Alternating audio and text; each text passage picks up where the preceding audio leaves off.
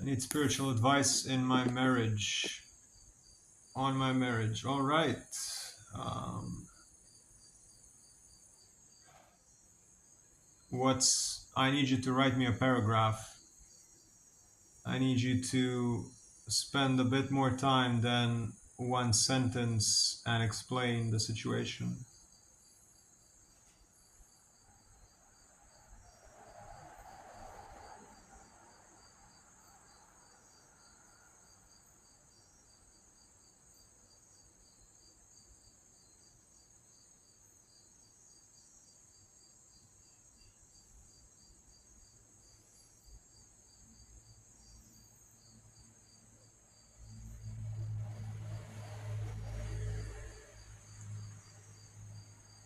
We have a 2-year-old. We're both middle-aged, tired, bored with each other, no passion, no communication.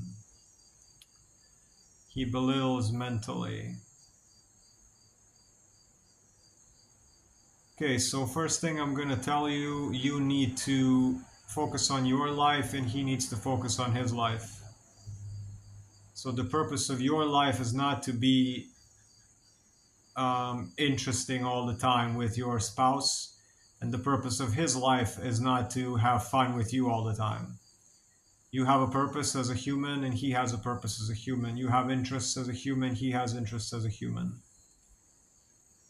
And only if you take care of yourself and he takes care of himself on all levels, when you come together can you amplify anything. So also having a 2-year-old is a hell of a chore, and right now that should be your priority. So if there's no passion right now, no, your focus needs to be on the child, not on your passion between each other. You chose or had an accident and had a 2-year-old, and now it's up to you to focus your energy into the 2-year-old. Yes, this other stuff is also important. However, it's not the most important thing. The most important thing now is that child. And if you made a child with a person that is not ideal for you, well, tough luck. But now you're responsible for another life. So all of this stuff needs to be secondary. I'm now just speaking for you being responsible for the kid. So bored with each other? No, no, no. Your focus is on the child. And if it's not on your child, then it's on you. And if his focus is not on the child, then it's on him. So you focus on, are you getting exercise? You focus on, are you good mentally? You focus on, are you connecting with friends that you enjoy, activities that you enjoy? And he has to be doing the same thing. So when you guys meet and decide to hang around together, you're both of your cups are full. Also another thing, anytime you have 3 people together, the consciousness changes. So the moment you two are alone, it's a partnership. The moment the child is there, it's called a penta. And that's basically a different type of consciousness that focuses on family values, material gain, hierarchy, and all these things. And you can avoid becoming a penta consciousness if it's from 3 to 9 people or something like that. So immediately, if there's 3 of you, you're going to be losing individuality in a sense. The cloud sort of takes over. The consciousness field takes over a little bit and puts you in a role, in a family role, in a tribal role. That's how the small collective consciousness, 3 to 9 people. And then you got bigger ones. So, yeah. He belittles me mentally. Okay, so that means that he is insecure. Nobody puts others down if they are not like small and frightened inside of themselves. Nobody wants to ruin something for another person if they're happy in their life. So if he's belittling you, if anybody in your life is trying to ruins something for you in whatever way, that person is suffering. That person is deeply unhappy. Who would spend their time trying to make life worse for someone else? Only the ones who have their own lives also miserable in the first place.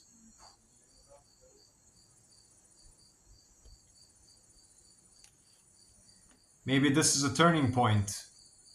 Maybe this is a turning point where you realize that maybe it's not going to be able to move forward like that. Maybe it will. Maybe it will.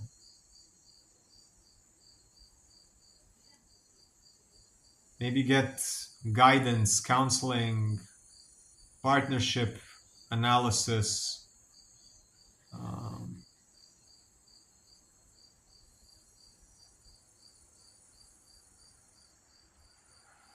yeah, I think it's better to be honest and resolve things other than putting it under the rug and then it becomes a dragon 2 years down the line, 5 years down the line.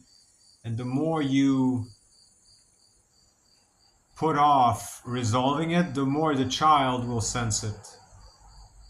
Because I can assure you, the child can sense the tension. The child can sense the lack of communication, the bitterness, the resentment, the jealousy, the frustration, everything. And if you don't resolve it, you gotta be you gotta be very careful for these things not to spill over into the child. And you kind of have to explain to the child very frequently that it's not his fault.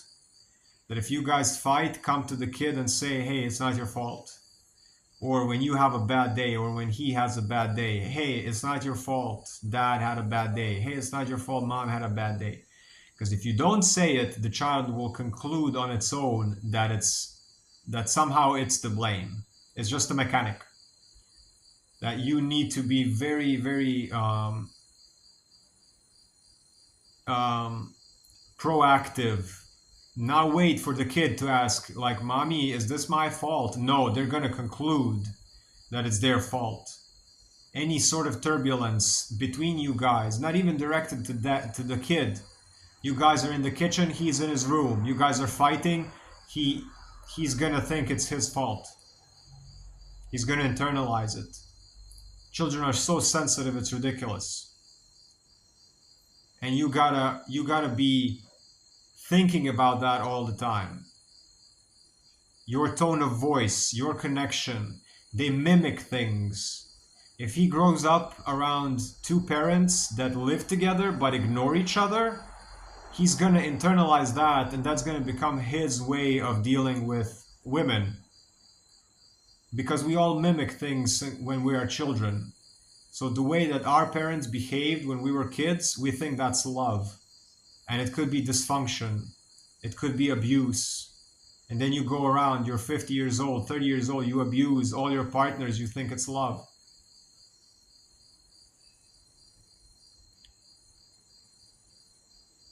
That's it right there. I worry, I want him to treat. Yeah. It's infinitely better to separate and for the kid to kind of suffer that backlash, and then for his mom to be happy for the rest of her life, and his dad to be happy for the rest of his life, and he has a healthy relationship to one and to the other, instead of them both being together and being resentful and bitter their whole lives. The child will feel the bitterness, will feel the guilt.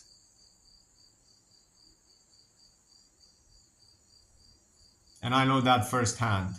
I was an accident. My parents wanted to divorce and then they didn't. And now I can feel it like 30 years later. I can feel it. I can see it on them, and I can feel the guilt my whole life. Their own regret for not being wanderers, artists, and all these things.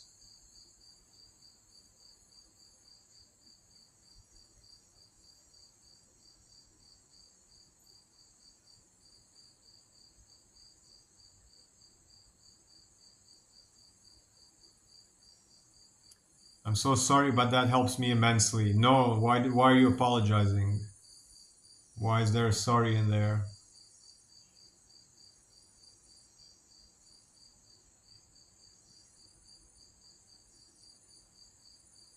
That's just the reality. That's just the reality.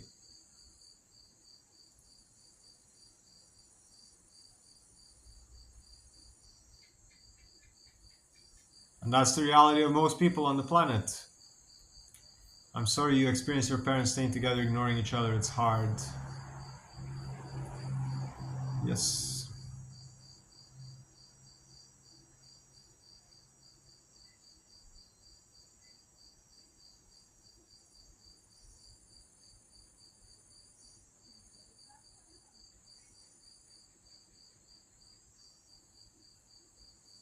It's a good thing you're looking at the problem. It's a good thing you're seeking ways to make a move, to make a pivot, because it's not easy. The first thing is always awareness. And if you have awareness that this could be a potential problem long term, that means that the answer and the potential future that's better than the one now is already there. And you being here asking these questions, getting affirmations for it, you're already on your way, whatever it is. Whatever it becomes in the end. You're far too valuable to have such heavy thoughts and emotions day in, day out, day in, day out. And then you got the kid as well. That's a big responsibility on both of you.